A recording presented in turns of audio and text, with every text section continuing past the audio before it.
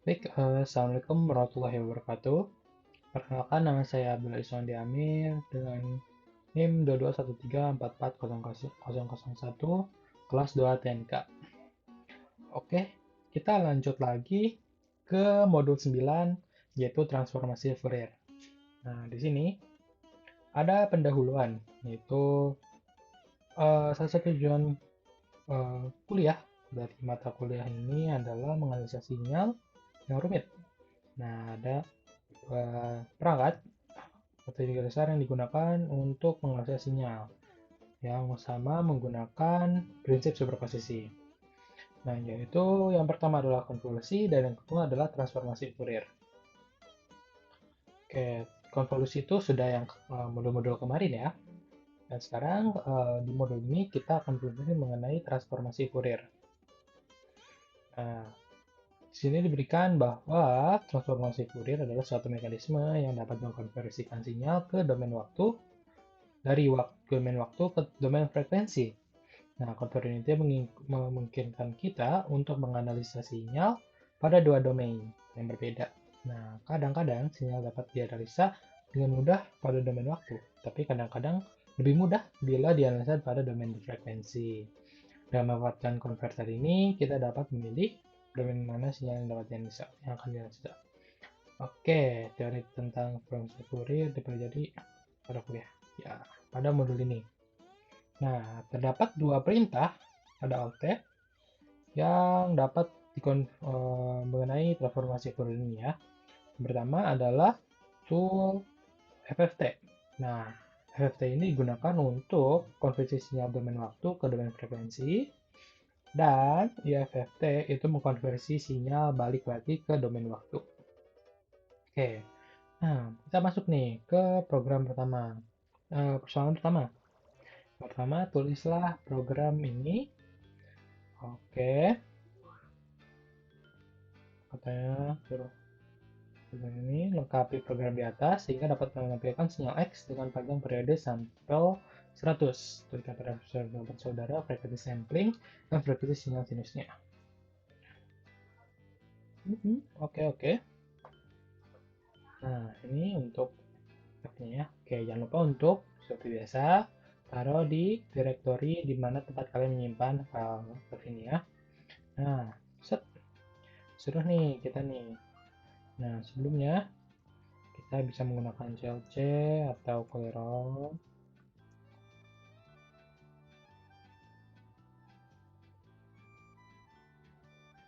Nah, biar apa? Biar ini tuh memudahkan kita agar tidak ada error pada saat program run. Nah, kita juga disuruh untuk tadi itu menampilkan sinyal X dengan panjang sampel 100. Oke, misalkan kita X saja, maaf X, dengan axisnya itu tadi itu dari 0 sampai 100. Oke. Nah, ditanya juga bahwa bahwa bentar ya.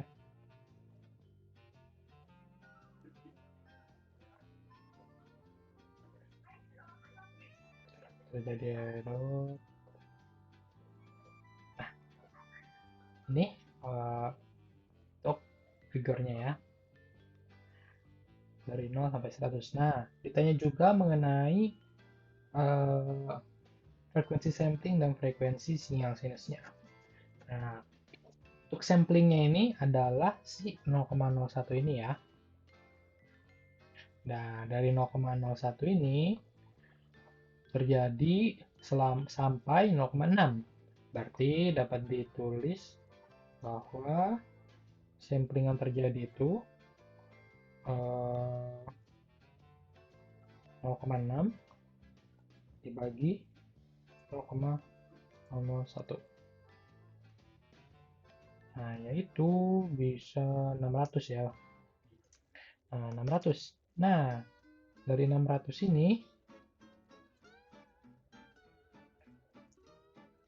terjadi sampai 0,6. Nah, berarti frekuensi samplingnya itu adalah 1000. Nah, 1000 Hz.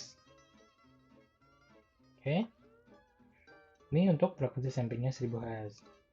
Lalu, frekuensi yang pertama itu ada dua frekuensi ya untuk sinyal sinus ini. Yang pertama adalah 30, yang kedua adalah 50. Oke, lanjut kita ke program kedua. Nah, tulis, oke.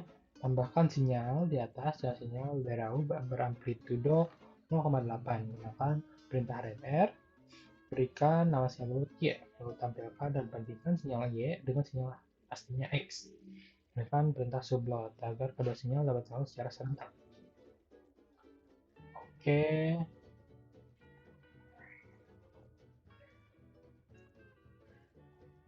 kita balik lagi ke Octave-nya.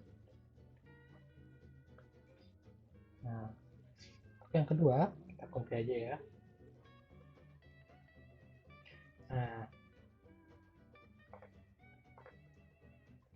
Nah, ditambah tadi tuh katanya kita suruh membuat derau ya. Nol derau amplitudo kurang lebih 0,8. Nah, jadi gimana? Nah, misalkan kita deraunya tuh D ya. Dengan amplitudonya tuh 0,8. Amplitudonya dikali menggunakan perintah apa tadi? Ren R, ren N. Nah, itu berlaku sejauh 1 sampai N. Tapi kita di sini menggunakan length ya, length N. Yaitu sebanyak si indeksnya, si N-nya. Oke. Dan dia tadi adalah gabungan antara sinyal X dengan sinyal T. Oke. Nah, kita juga disuruh untuk menggabungkan, menampilkan sinyal X dan juga Y tadi itu. Oke. Nah, kita gunakan perintah subload.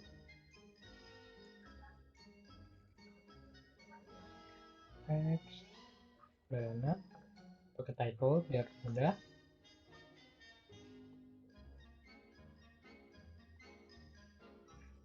Sinyal X.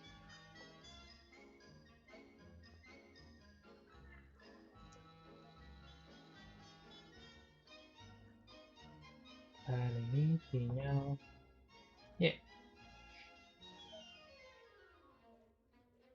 Nah, dapat dilihat outputnya adalah seperti ini.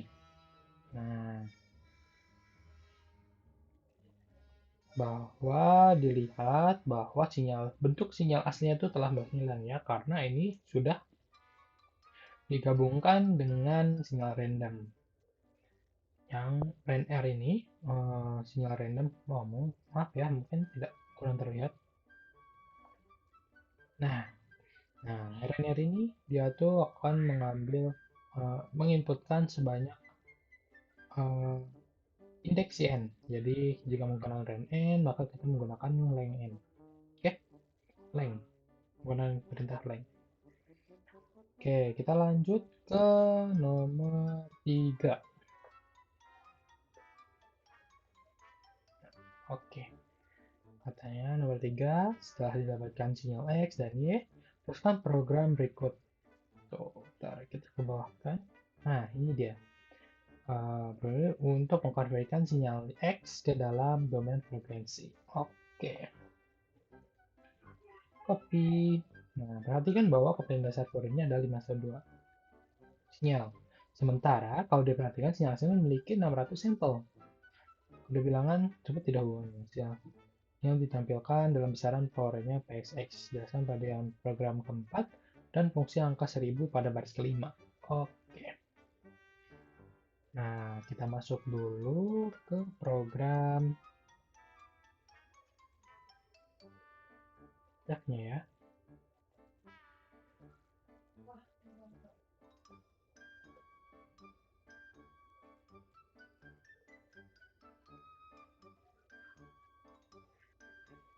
kita tadi ini dulu aja, kita copy. Maaf, itu tadi yang program keempat. Belum. Oke, program ketiga. Nah, oke, kita nanti dulu.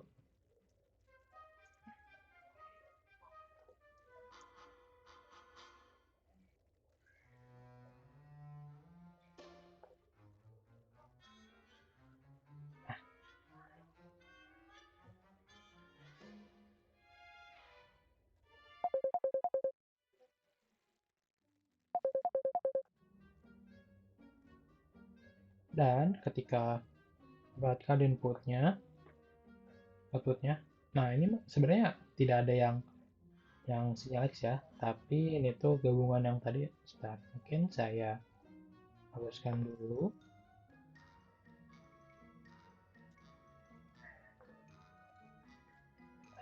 Ini dia.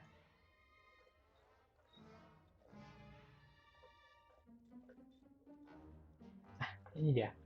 Ini adalah outputnya. Nah, mungkin dijelaskan juga, suruh jelasin bahwa untuk sinyal PXX dan sinyal F. Nah, kalau untuk yang X, FFTX 512 itu adalah transformasi Fouriernya yang tadi sudah dijelaskan ya, untuk mengubah sinyal ke dalam domain frekuensinya. Nah, ini transformasi Fourier. Nah, untuk PXX ini tuh dikali X ini dikali konjugasi, dikali, ya benar, dibalik konjugasi dari konjugasi kompleks dari X. Lalu nanti dibagi 512 atau FFT-nya ini. Nah, untuk apa sih? Ini dilakukan untuk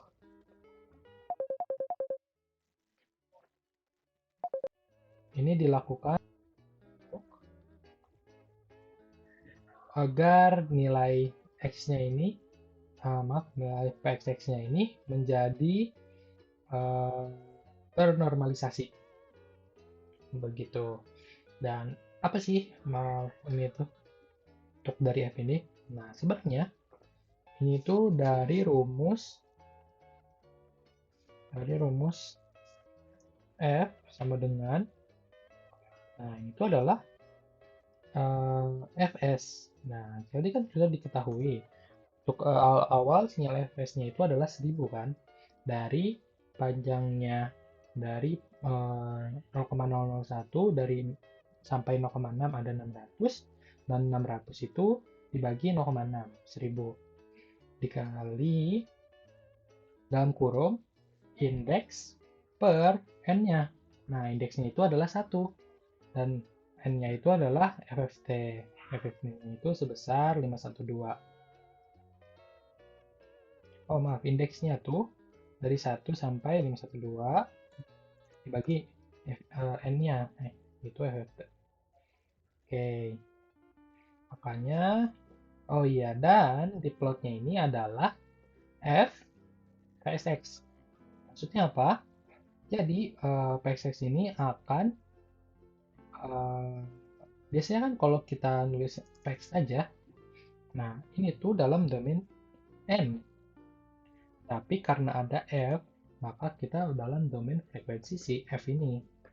Kayak dibilangnya dalam domain F. Oke, lalu kita lanjut ke nomor 4. Nah, gunakan cara yang sama untuk mengkonversikan, maaf ini menghalangi ya. Nah, cara yang sama untuk mengkonversikan sinyal Y, dan bandingkanlah hasil sinyal dalam perbedaan 3, berikan bandingkanlah 3 dan beri nama sinyal Y dan B. Bandingkan pula hasilnya dengan hasil percobaan nomor 1 dan 2 pada domain yang mudah dimengerti. Oke.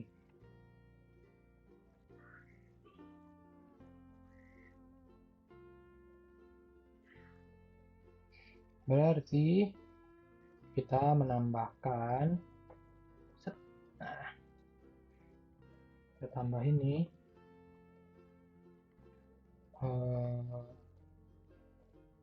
yang dari sini, set,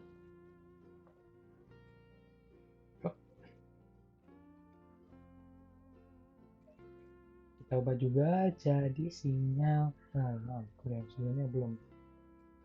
Nah, ini dia.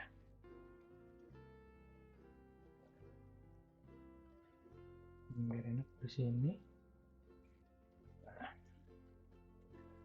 untuk X, sekarang kita buat untuk Y. Nah, itu Y besar. Nah, ini menjadi PYY. Ini Y besar. Kombinasi dari Y besar. Dan ini dari PYY. Nah, kita diminta untuk menampilkan keempat sinyal ini dari sinyal X. Dari sinyal X, sinyal Y, ini, dan ini. Oke. Nah, yang pertama sublot, berarti ada 4 ya. 4, 1, 1. Nah, ini tuh biar enak, kita mulai dari sini aja. Oke. Dan lupa aksisnya. Dari 0 sampai 1000. Oke. Dengan typo-nya juga. Ini adalah domain F sinyal X. Frekuensi atau F juga bebas. Nah, kita ulangi juga.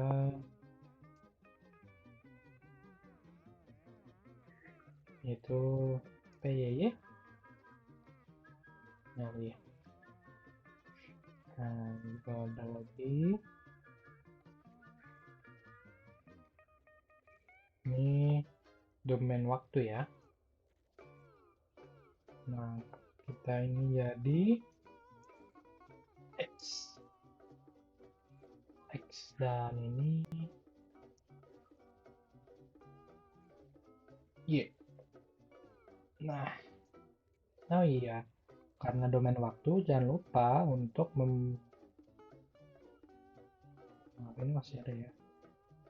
Nah, domain waktu, kalau domain waktu jangan lupa untuk mengubahnya jadi 600.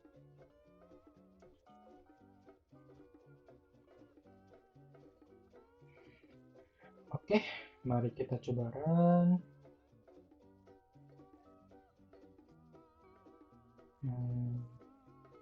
Oh iya maaf, masih sama ya. Oke, 412, 413, 414. Nah, oke. Dan outputnya adalah ini. Nah,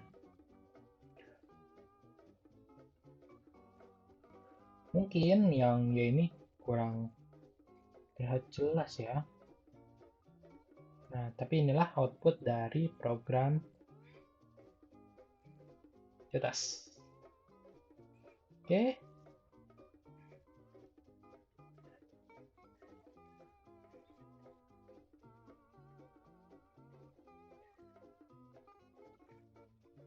Kita lanjut ke nomor 5. Nah, pada domain mana? Oh iya, yang sebelumnya tadi pada domain mana sinyal mudah diamati? Kan kalau dari sini lebih mudah domain waktu ya, karena belum ada noises yang terlihat pada domain frekuensi. Nah, tapi kita coba dulu untuk nomor 5. Oke.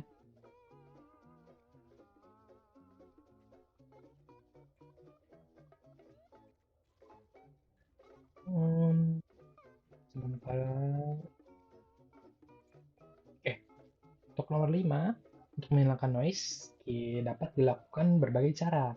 Yang termudah adalah dengan melihat amplitudenya, serta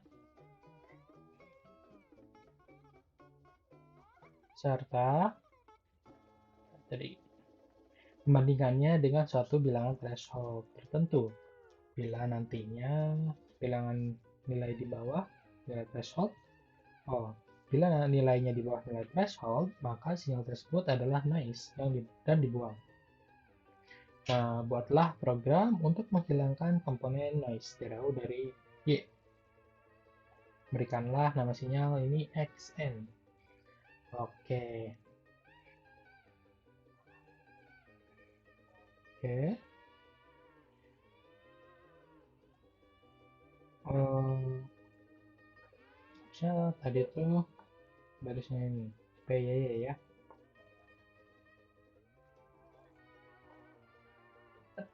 Hmm, tadi PYY.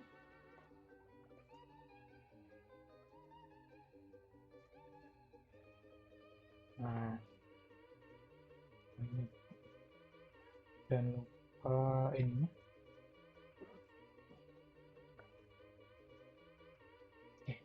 Nah, katanya kita harus membandingkannya dengan bilangan threshold.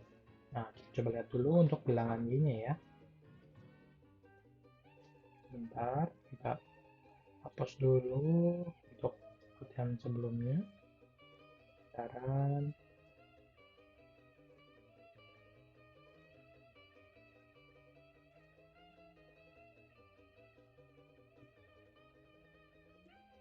nah, mohon maaf ya. Ternyata tadi itu terdapat kesalahan.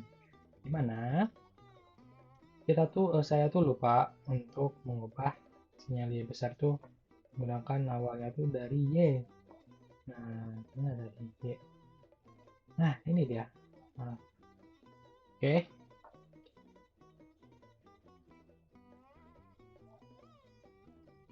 Nah, untuk soal 4 sebelumnya ya, masih yang soal sebelumnya. Masih.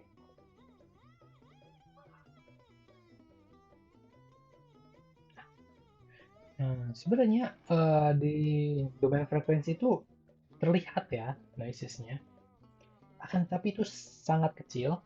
Jadi untuk mengetahui adanya noises dalam domain frekuensi dan waktu itu cukup susah ya. Dalam domain frekuensi itu cukup susah. Tetapi jika dilihat dalam domain waktu, kita dapat lihatnya dengan jelas. Nah, sehingga di nomor 5 ini kita akan buang noises yang ada di domain frekuensi Y dengan suatu bilangan di threshold. Oke. Nah, mungkin biar lebih jelasnya, saya hilangkan dulu ya program ini.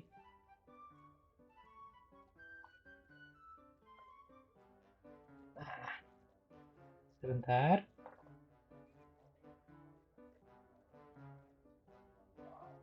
Nah, ini dia. Nah, teman-teman dapat melihat ya. Nah, kira-kira berapa ya untuk uh, threshold kita, patokan threshold kita? Mungkin di situ sekitar 10, mungkin 7 atau 89. Nah, kita dapat mungkin 8 saja ya. Nah, kita gunakan variabel trace, misalkan 8. Nah, ini actionnya itu adalah P ya. Nah, nah, gimana sih cara untuk menekannya? Nah, kita butuh perulangan sebanyak sinyal yang ada. Nah, sinyal itu kita misalkan for sinyalnya tuh misalkan I dari 1 sampai 512.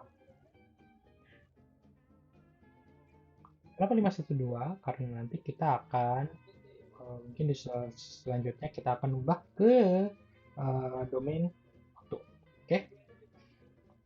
Nah, kita misalkan untuk perbandingannya kita menggunakan if. Nah, if si PYY,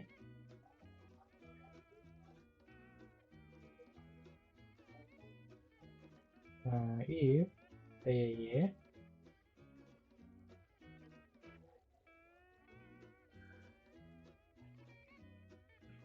lebih besar dari trace. Nah, berarti kan ini tuh apa ya? Bukan bukan noises ya. Jadi kita akan simpan ke dalam si nilai xn. Nah, nama xn juga adalah PYY ya. Nah, PYY. Tetapi jika masih belum ya. Jika bukan, berarti ini adalah di bawah dari bilangan trace. Maka ini adalah noise. Maka kita dapat buang nilai menjadi 0. Begitu.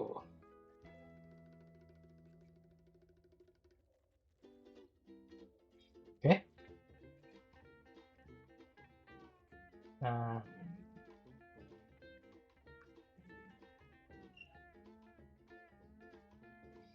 subplot dari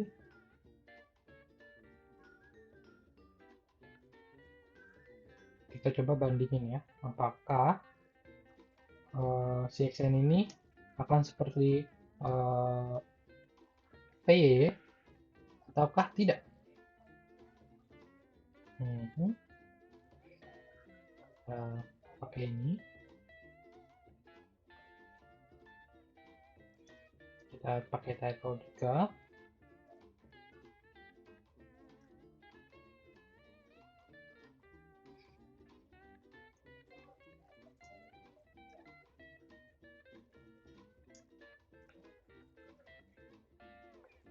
Sekarang kita bandingkan dengan sinyal xn.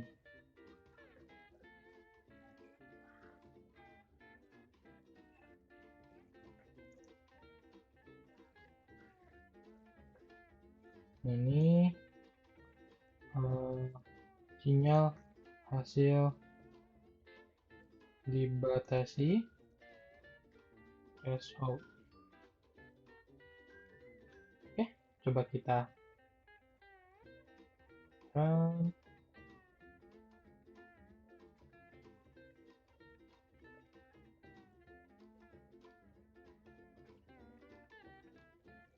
Oke.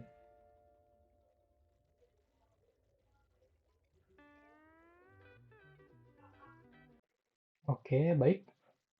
Ternyata sebelumnya memang ada ini ya, looping ini tuh membutuhkan beberapa waktu dan setelah sudah di run, hasilnya adalah ini. Nah, dapat lihat ya teman-teman bahwa awalnya yang noise yang ini ketika sudah kita gunakan if atau perbandingan maka sudah tidak ada karena memang yang noise yang ada itu kita rendahkan atau kita ubah jadi nol. Nah, baik.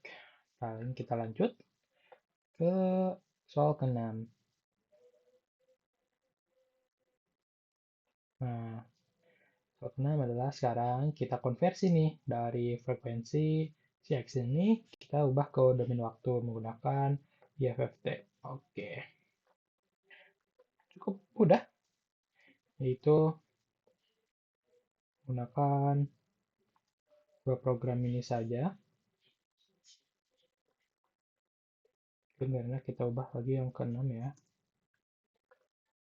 Nah, masuk ke Octave. Coba masuk ke yang ke-6. Kita upload dulu, paste dulu aja. Nah, ini pastekan. Nah, sekarang kita ubah nih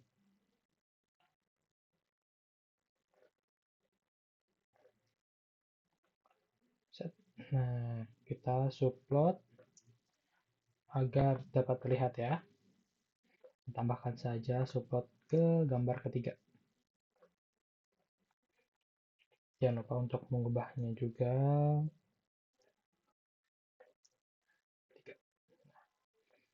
Ini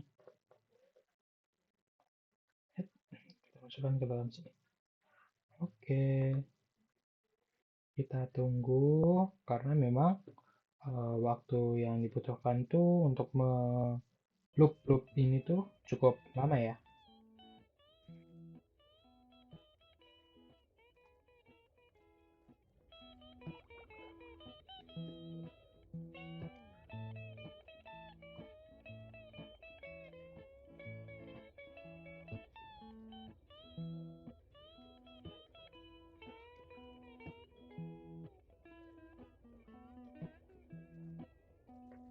Nah, terdapat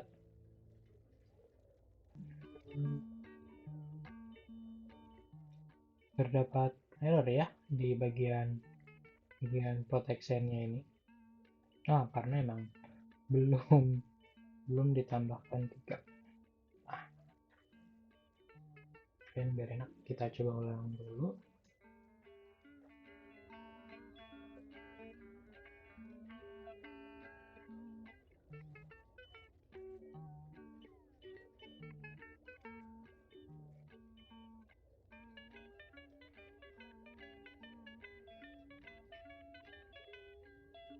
Nah, sudah. Guna perintah IFFT ini, seperti dari pendahuluan yang lalu tadi ya, itu mengubah dari domain frekuensi ke dalam domain waktu. Nah, sehingga kita dapat simpulkan bahwa penggunaan IFFT ini bagus ya untuk mengurangi noise yang ada. Tapi coba kita lihat dengan sinyal si X ini yang benar-benar sinyal awalnya. Apakah memang ada perubahan ataukah memang benar-benar hanya noise-nya saja yang dihilangkan.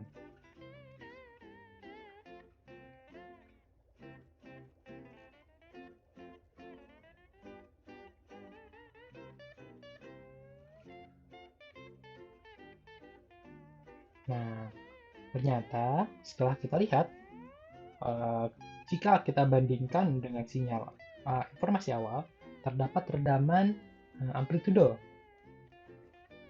dan juga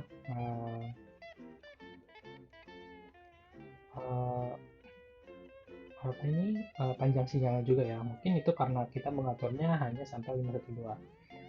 Oke. Nah, kenapa sih ya terjadi redaman? Itu bisa jadi karena proses yang threshold tadi kita buang, itu mungkin terjadi redaman bagian sana. Walaupun noises-nya hilang, akan tetapi terjadi redaman pada sinyal awal ya. Sehingga kesimpulan didapatkan adalah